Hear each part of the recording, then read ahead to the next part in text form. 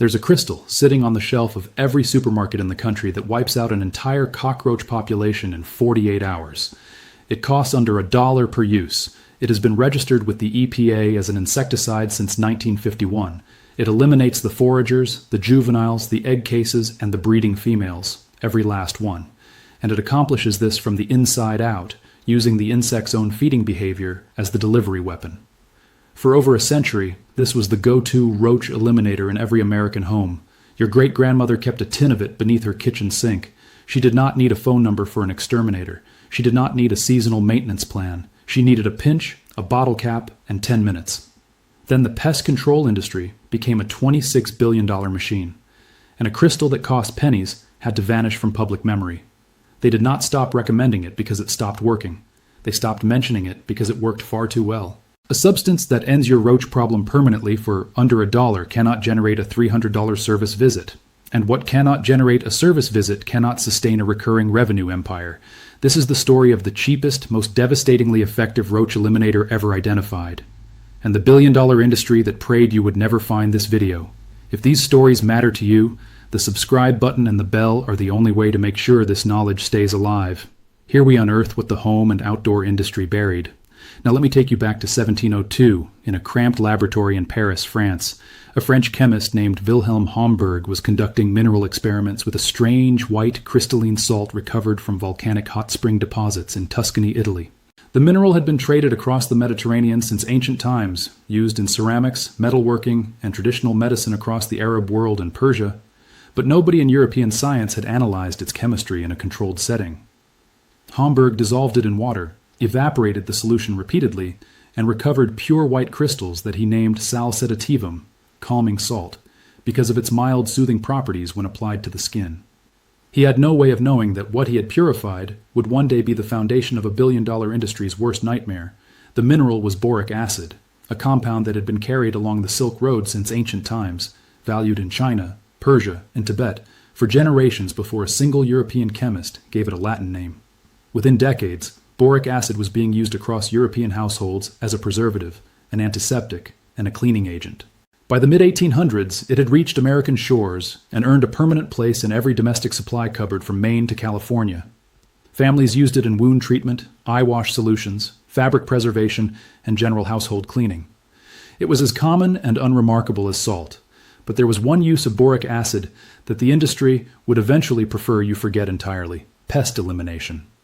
Homemakers across the country were blending a pinch of boric acid with a spoonful of sweetened condensed milk, placing it along baseboards and under refrigerators, and watching entire cockroach populations collapse within days. No protective gear, no hazard warning labels, no $350 bill from a technician in a white truck, just a crystal that cost a few cents, and a method passed from mother to daughter like a kitchen secret. It worked so reliably that by 1951, the Environmental Protection Agency formally registered boric acid products as pesticides in the United States. And then something remarkable unfolded. In 1969, a published field study documented boric acid baiting as a practical method for eliminating cockroach infestations in multi-unit residential buildings. By 1983, boric acid had been rigorously confirmed effective against German cockroaches, the most resistant and widely spread indoor roach species on the continent, under controlled laboratory conditions. By 1995, there were over 200 federally registered pesticide products containing boric acid on the EPA registry. Over 200 different branded products, all constructed around the same inexpensive mineral your great-grandmother stored beneath the bathroom vanity. Today, that number has exceeded 500 registered products. But here's the part nobody discusses on television or in the pest control leaflets or in those cheerful brochures the exterminator leaves fanned across your kitchen table. Stay with me, because what comes next is where this story gets genuinely heavy. This video is only the surface of what the industry has been concealing from you. I have assembled everything the pest control and home maintenance industry does not want you to know. All of it is inside the complete forbidden camping vault. Natural pest elimination methods that cost pennies and outperform commercial chemical treatments in independent controlled testing. Fire-building techniques that military survival units relied on in the field and that have since been classified as too advanced for standard civilian instruction manuals. Emergency shelter designs that cost nothing in materials and outperform $200 retail tents in every controlled field evaluation ever conducted. DIY water purification systems assembled from natural materials that engineers tested in laboratory settings and refused to believe actually functioned. Food preservation methods that keep meat and vegetables edible for months without refrigeration, electricity, or chemical additives. The complete 72-hour blackout checklist that walks you through every scenario a total grid failure can impose on your household, and much more. Over 10 guides in one place. No filler, no padding, every word built for immediate real-world application. The link is in the description, first line. But stay right here because this video is just getting started. Now let me walk you through the science that the technician standing in your kitchen hopes you never encounter. Here is exactly how boric acid dismantles a cockroach population from the inside out. When a foraging roach encounters the boric acid and sugar mixture, it does not die on contact. That is the absolute brilliance of this compound, and it is precisely why contact sprays can never achieve the same result. Boric acid penetrates the cockroach's outer cuticle and disrupts its digestive chemistry at the cellular level, progressively dehydrating and breaking down the insect's metabolic function from within. But the process is slow, unfolding over 24 to 72 hours, which means the poisoned forager has ample time to do exactly what its biology compels it to do, return to the harborage, and interact with every other member of the population. The forager carries the contaminated food residue on its body and in its gut. It makes contact with other roaches in the harborage through grooming behavior, shared feeding, and physical movement through contaminated tunnels. Roaches engage in a behavior called coprophagy, consuming each other's droppings, which means even members of the population that never reach the bait station receive a lethal dose through secondary contact. This is the mechanism that makes cockroach infestations nearly impervious to surface sprays. Sprays eliminate the foragers you can see. The harborage, the egg cases, and the breeding females deep in the wall cavities remain completely undisturbed. But boric acid does not attack the perimeter. It infiltrates the population itself and weaponizes their shared biology against them. As poisoned individuals make contact with healthy ones and contaminate shared surfaces throughout the harborage, the cascade becomes completely self-sustaining. Egg cases are exposed to contaminated droppings and fail to hatch. Juveniles emerging from surviving cases encounter boric acid residue on every surface and absorb lethal doses within hours. One application, under $1, population collapse. If you have made it this far, you already understand more about roach elimination than 99% of homeowners in this country. Subscribe and share this with someone who is still paying $300 every quarter for a technician to spray the same active ingredient they can purchase for $5 at the corner store. Everything the pest industry buried is inside the complete vault. The link is in the description. Now stay with me because the next section is the one the exterminator standing in your hallway genuinely hopes you never reach. And if you are wondering whether boric acid works against the specific species moving through your walls and cabinets at night, let me settle that right now. Boric acid is lethal to German cockroaches, American cockroaches, Oriental cockroaches, brown-banded cockroaches, and smoky brown cockroaches. Every single species that forages for food, grooms itself, and moves through shared harborage space is vulnerable, because every roach species on Earth shares the same biological mechanisms that boric acid exploits. The National Pest Management Association conducted a nationwide survey of pest professionals and confirmed that 100% of respondents had treated cockroach infestations that year. German cockroaches topped the list at 68%, followed by American cockroaches at 54% and Oriental cockroaches at 41%.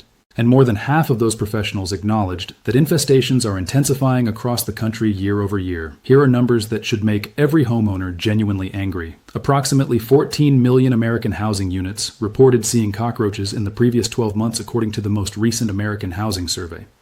Scientists estimate there are over 4,500 known species of cockroach on the planet, with a small handful of domestic species having colonized virtually every human-occupied structure on Earth.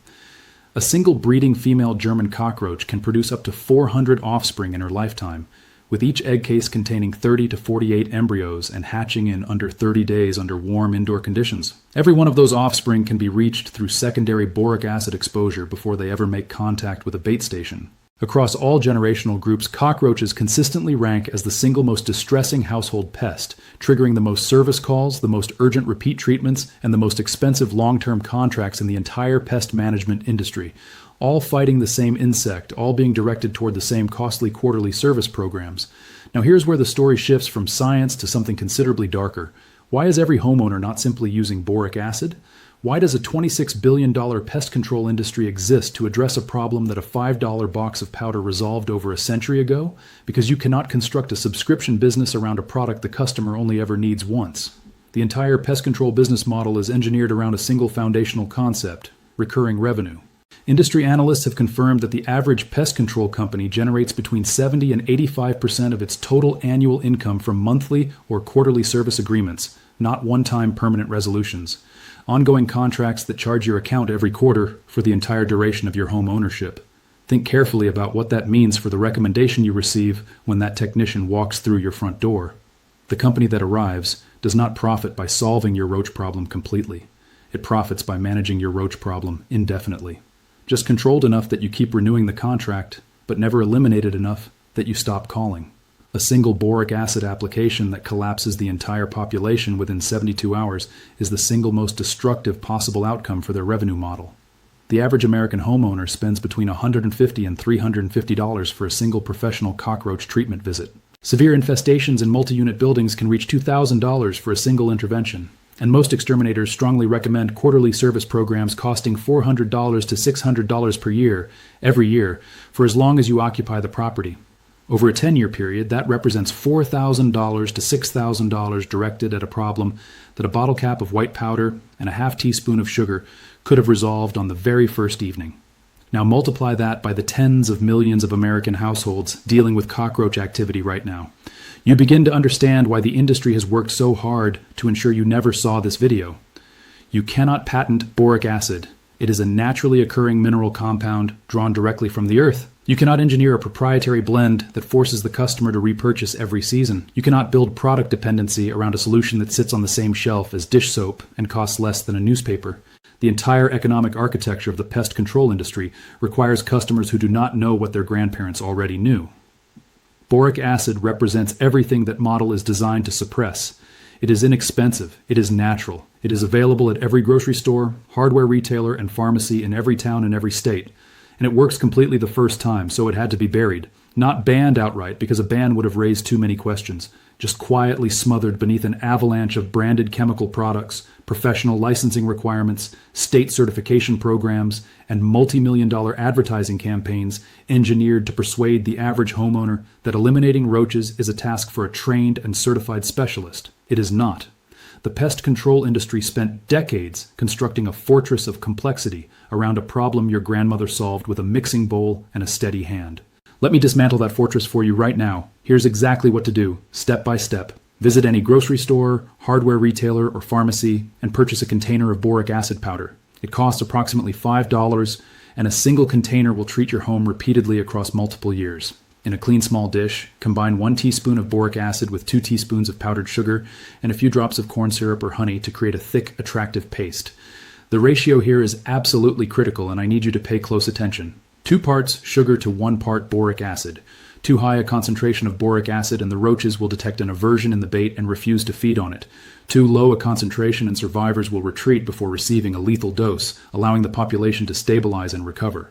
The 2-to-1 ratio is the documented effective balance that researchers, university entomologists, and commercial pest product developers have relied on across decades of field testing.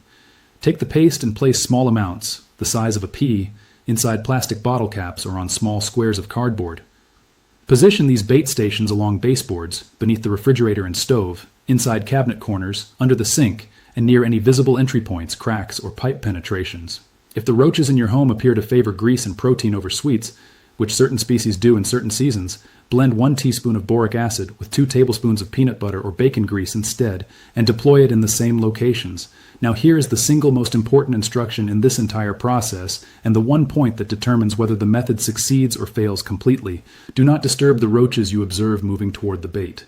Do not spray them, do not crush them, do not wipe down surfaces near active bait stations with chemical cleaners. This is the point where the majority of people sabotage their own results. And it is precisely the outcome the pest control industry counts on. If you kill the foraging individuals or contaminate the bait zone with repellent sprays, you destroy the distribution network.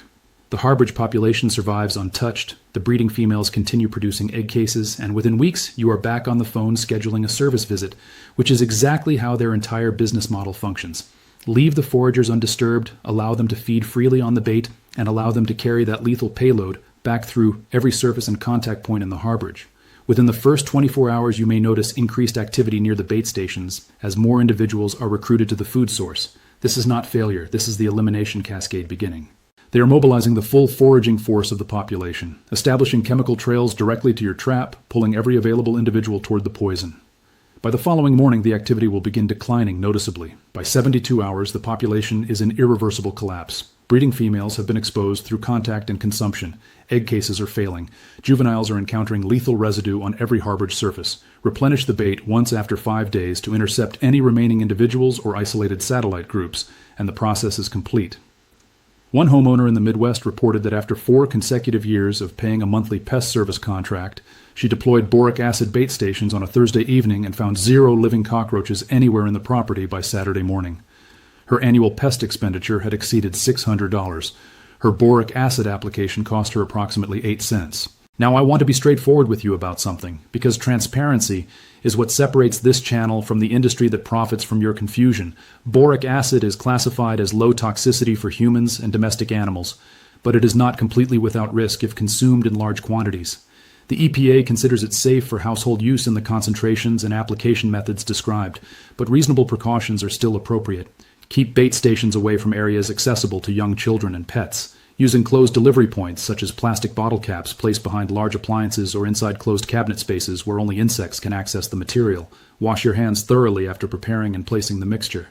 This remains a registered pesticide even though it originates from a naturally occurring mineral deposit. But when measured against the synthetic chemical compounds that professional exterminators routinely apply across your food preparation surfaces, inside your wall cavities, along the floor edges where your children and animals spend their time, boric acid carries one of the lowest toxicity profiles of any registered pesticide in the country.